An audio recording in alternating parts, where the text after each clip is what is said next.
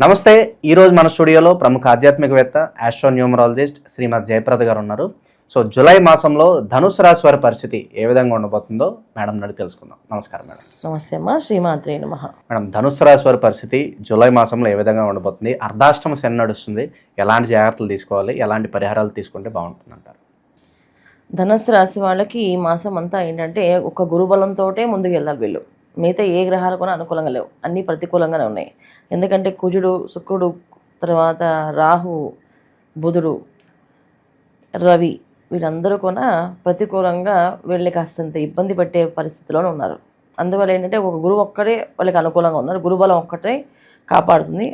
జనరల్గా ఏంటంటే పెద్ద ఆయన ఒక ఆయన ఉంటే చాలు మనకి అన్ని ఆయన చూసుకుంటారు అనుకుంటాం కదా. అలాగే మన జాతకంలో కూడా గురుగ్రహం అనేది చాలా పెద్ద గ్రహం అన్నమాట.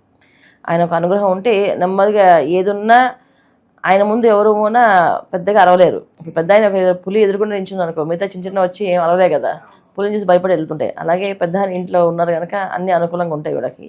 అదొక్కటి వీళ్ళని కాపాడుతుంది. సో వీళ్ళు చేసుకోవాల్సిన మెయిన్ విషయం ఏంటంటే గురువుని ఈ మాసం అంతా ఎక్కువగా ప్రార్థన చేయడం. ఈ ఆషాఢ మాసంలో వీళ్ళు చేసుకోవాల్సిన పూజలు ఏంటంటే దానాలు, ధర్మాలు, కాస్తంత ధర్మంగా బతకడము, దానం చేయడము, అడిగిన వాళ్ళకి లేదనుకున్నా ఏదో ఒకటి ఇవ్వడము, వీలైనంత వరకు ఇవ్వడము, లేదు అని నోటితో చెప్పకుండా కాస్త వాళ్ళ అర్థమయ్యే విధంగా మాట్లాడడము. ఈ విధంగా మాట్లాడుకుంటూ వెళితే అంటే మాట చాలా విలువగా వాడితే ఈ మాసంలో వీళ్ళకి అన్నీ అనుకూలంగా ఉంటాయి. లేకపోతే ప్రతిదీ ప్రతికూలంగా పనిచేస్తుంటుంది. మాట చాలా విలువగా వాడుకోవాలి అంటే అర్థం ఏంటంటే, ఇప్పుడు ఏదైనా ఎవరిని అడిగారు, లేదు మా దగ్గర కాదు, కుదరదు అని గట్టిగా ఆన్సర్ చెప్పకుండా, సరే మాకు ఇంతవరకు వీలవుతుంది, ఇంతవరకు చేయగలుగుతాము అని నిదానంగా నెమ్మదిగా చేయకపోయినా పర్వాలేదు, కానీ చెప్పే విధానం మాత్రం చాలా స్లోగా చెప్తే వీళ్ళకి అన్నీ అనుకూలంగా ఉంటుంది. ఎందుకంటే గురువు ఒక్క అనుగ్రహం తప్ప మిగతా అన్నీ ప్రతికూలంగా కనిపిస్తున్నాయి. ఇక్కడ కుజుడు కానీ, తర్వాత కుజరాహుల కలయిక అంటే కుజరాహుల వీక్షణ, కుజశనులు వీక్షణ, తర్వాత కుజకేతువులు, తర్వాత రాహు కేతువు, ఇవన్నీ కొన్నా వీళ్ళకి వ్యతిరేక భావాల్లో ఉన్నాయి. వ్యతిరేక భావాల్లో ఉంటే ఏమవుతుంది అసలు అంటే ఉద్యోగాలు పోయే అవకాశాలు ఉంటాయి. ఉన్న ఉద్యోగం ఎందుకంటే ఏదో మాట కోపం వచ్చింది, గట్టిగా అరిచారు, మాట్లాడారు, నచ్చలేదు, ఏదో మాట్లాడారు, బాస్ ఏ కారణం లేకపోయినా తీసేస్తారు. చాలామంది మనకి వేరే కంట్రీస్ నుంచి ఉద్యోగాలు పోయి వచ్చేస్తున్నారు. దాంట్లో ధనుసు రాశి వాళ్ళు కూడా ఉంటారు. ఉద్యోగాలు పోయి బయటకు వచ్చే అవకాశాలు ఉంటాయి. అయితే వీళ్ళకు ఉన్న ఆలోచన ఏంటంటే ధనుసు రాశి వాళ్ళు ఎప్పుడు కూడా ముందు ఆలోచన ఎక్కువగా ఉంటుంది వీళ్ళకి. ప్రతిదీ సేవింగ్స్లో కానీ అసెట్స్లో కానీ వాటిలో పెడుతుంటారు. సో డబ్బును వృధాగా ఖర్చు పెట్టరు, ప్రతిదీ ఒక లెక్కతో వాళ్ళు ఖర్చు పెడుతుంటారు. అందువల్ల ఏంటంటే వీళ్ళు సేఫ్ అవుతారు. అదర్వైజ్ ఇవన్నీ కొన్ని కష్టాలు ఈ మాసంలో కనిపిస్తాయి. అలాగే వ్యాపారంలో చిన్న మాట పట్టింపులు వస్తే కూడా పెద్ద గొడవ అయ్యే అవకాశం ఉంది. ఎందుకంటే అక్కడ సప్తమ స్థానం బాగాలేదు.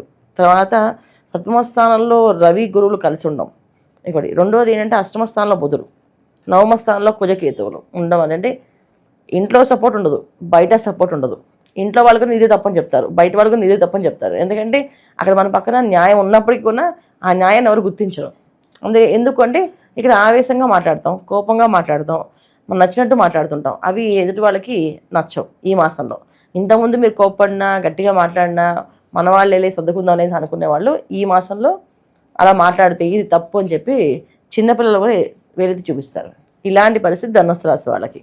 అది ఏ రంగంలో ఉన్నవాళ్ళు అంటే అన్ని రంగాల్లో ఉన్న వాళ్ళకి ఈ పద్ధతి. సో విద్యార్థులు ఒక్కరికి సేఫ్, ఎందుకంటే విద్యార్థులకి చదువు తప్ప ఇక వేరే ఆలోచన లేవు కనుక వాళ్ళు ఒక్కరే బాగుంటారు. ఇక ఉద్యోగస్తులు జాగ్రత్తగా ఉండవలసిన పరిస్థితి, వ్యాపారస్తులు జాగ్రత్తగా ఉండవలసిన పరిస్థితి, సొంత వ్యాపారాలు చేసే వాళ్ళకు జాగ్రత్తగా ఉండవలసింది.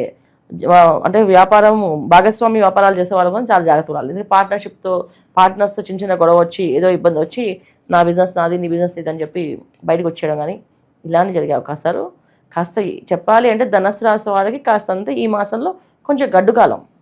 దీన్ని ఎలా మనం లాక్కు రావచ్చు అంటే గురువు ఒక్కరు చాలు.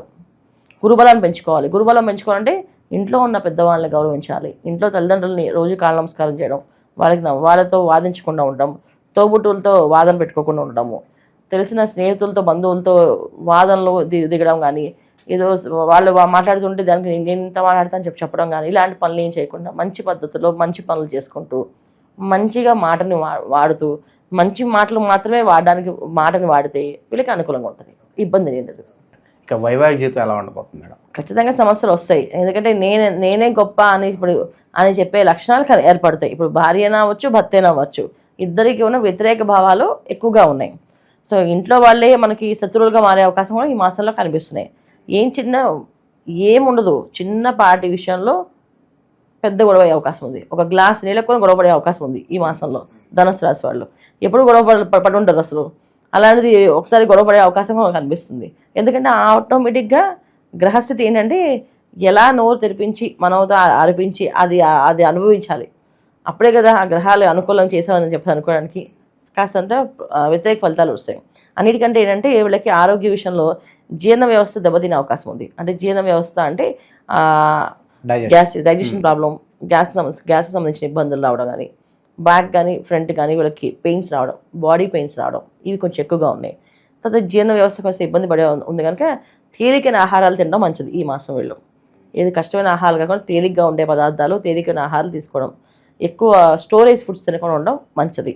సో ఉద్యోగాల్లో కూడా మానసిక ఒత్తిడి కావచ్చు, ఇవన్నీ ఎక్కువే పరిస్థితులు కనిపిస్తున్నాయి మేడం. లైక్ వర్క్ స్ట్రెస్ కావచ్చు, అవును, స్థానచలనం కలిసి వస్తుంది అంటారా? స్థానచలనం కూడా ఉంది ఈ మాసం, మార్పు అనేది ఉంది. కాకపోతే ఉద్యోగాలు పోయి వెళ్ళిపోవచ్చు, ఉద్యోగాలు వచ్చి కాదు, ఉద్యోగాలు పోయి వెళ్ళిపోవచ్చు, అలాంటి పరిస్థితులు ఉన్నాయి. ఎందుకంటే ప్రకృతి వీళ్ళకి ప్రతికూలంగా కనిపిస్తుంది. ఒక్క గురువు ఒక్కలే అనుకూలంగా కనిపిస్తున్నాడు. సో గురువు ఉన్నాం కనుక మనం ధైర్యంగా ఉండొచ్చు, ఇబ్బంది ఏం లేదు, అంత భయపడిన అవసరం కూడా లేదు. మనం చేయాల్సిన పద్ధతుల్లో, మనం చేసే పనుల్లో, ప్రతిరోజు నిత్య ఆరాధనలో కాస్తంత టైం స్పెండ్ చేయాలి. పొద్దున్నే పరిగెట్టుకుని వెళ్ళి చేసేది ఏం లేదనుకోండి, ఇంట్లో కాస్త కూర్చొని కాసేపు మనశ్శాంతి మెడిటేషన్ చేయండి, కాసేపు ధ్యానం చేయండి, కాసేపు ఏదైనా మంత్రం చేయండి, జపం చేయండి, లేదా మంచి విషయాలు వినండి. కనీసం చాగంటి వారి మాటలో, రామాయణం, మహాభారతం ఏవో మాటలు వినండి. దీనివల్ల కూడా మీకు ప్రశాంతత కనిపిస్తుంది. ఆ వెళ్ళే పని మీకు అనుకూలంగా కనిపిస్తాయి. అంటే ఒక గురువుని నమ్మి, గురువు కాళ్ళ నమస్కారం చేసి, గురువు చెప్పి వెళ్తుంటే పనులు అవుతుంటాయి.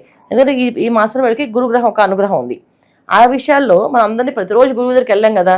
సో గురువుల్లా భావించే వీళ్ళందరూ పెద్దవాళ్ళు, మన జగద్గురువులు అందరూ, స్వామీజీలు కావచ్చు, మన చాగంటి కోటేశ్వరరావు గారు కావచ్చు, వీళ్ళందరూ కూడా ఒక గురువుగా భావించి వింటున్నాం కనుక అలాంటి వాళ్ళకి ఏదో నమస్కారం చేసి, స్వామి వాళ్ళ పనులన్నీ అనుకూలంగా జరిగేలా దీవించండి అని చెప్పి వెళ్ళడము చేసుకుంటూ వెళ్తే అనుకూలంగా ఉంటుంది వీళ్ళకి. ఓకే, దైవారాధన విషయంలో ఎలాంటి పరిహారాలు బాగా అవసరం అంటారు మేడం వీళ్ళకి?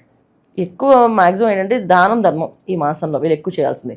మనుషులు దానం చేయొచ్చు, తర్వాత ప్రసాదాలు దానం చేయొచ్చు. అంటే ప్రసాదాలు అంటే ఆహారాన్ని వండి ఏదో ఉన్న వాళ్ళకి ఏదో ఒకటి ఇస్తూ ఉంటే, కాదనకుండా వాళ్ళకి ఏదో పెడుతూ ఉంటే మంచిది. పక్షులు కూడా ఏదైనా ఆహారం వేస్తే చాలా మంచిది. తర్వాత అసలు ఏదైనా సరే దానం అనేది మనం ఏం చేయొచ్చు అని ఎప్పుడు వెతకాలి. ఏంటి ఇది చేయొచ్చు అది చేయొచ్చు అని అనుకోకూడదు. ఇది అవకాశం ఉందా, ఇక్కడ నేను చేయొచ్చు. ఒక మనిషి ఆకలితో ఉన్నాడు రోడ్డు మీద, అతనికి ఒక భోజనం ప్యాకెట్ కొనేసి భోజనం చేయమా అని చెప్పి ఇవ్వచ్చు. అది కొంచెం దానం కింద వస్తుంది కదా, అలా కొంచెం చేయొచ్చు, అలా అనమాట. ఓకే, ఏదన్నా పనులు చేసే ముందు కాస్త అనుకూలత రావడానికి ఏదన్నా మంత్రం చదువుకుంటే బాగుంటుంది అంటారు మేడం వీళ్ళు అన్న? ఈ మాసం అంతా వీళ్ళు ఒక మంత్రాన్ని కంటిన్యూ చాంటింగ్ చేయాలి. శ్రీదత్త శరణం మమ, శ్రీదత్త శరణం మమ అనే మంత్రాన్ని కంటిన్యూ చేయాలి. సో లేకపోతే జై గురుదత్త, శ్రీ గురుదత్త, అది నేను శ్రీదత్త శరణం మమ అని రాలేకపోతుంది మాకు అంటే జై గురుదత్త, శ్రీ గురుదత్త, జై గురుదత్త, శ్రీ గురుదత్త అనుకుంటూ వెళ్తే పని ఈజీగా అవుతుంది. అంటే ఉద్యోగాలకైనా ఇంట్లో నుంచి బయటికి వెళ్ళి ఉద్యోగానికి వెళ్తున్నాం, ఇవాళ ఆఫీస్లో ఎవరితో గొడవ పడకూడదు, బాస్తో అసలు గొడవ పడకూడదు అనుకోండి. వీళ్ళు ఆఫీస్కి వెళ్ళేంత సేపు దారిలో జై గురుదత్త, శ్రీ గురుదత్త అనుకుంటూ వెళ్ళారనుకోండి, అక్కడ ఆఫీస్లో ఎవ్వరు వీళ్ళు జోలికి రారు, వీళ్ళు గౌరవంగా చూస్తారు. అలాగే వ్యాపారస్తులే అంతే, పొద్దున్నే వ్యాపారం వెళ్ళి ఆ షెటర్ ఎత్తేలోపు వీళ్ళు మంచిగా మంత్రం చదువుకున్నారు అనుకోండి, అన్నీ అనుకూలంగా జరుగుతాయి.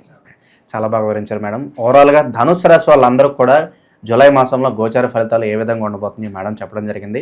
ఇలాంటి పరిస్థితులే ఎగ్జాక్ట్గా మీ జీవితంలో జరుగుతుంటే కనుక ఖచ్చితంగా ఒకసారి వ్యక్తిగత జాతకం చూపించుకోండి. మేడం మీ సమస్యకు తగిన పరిష్కారం చూపిస్తారు. ధన్యవాదాలు.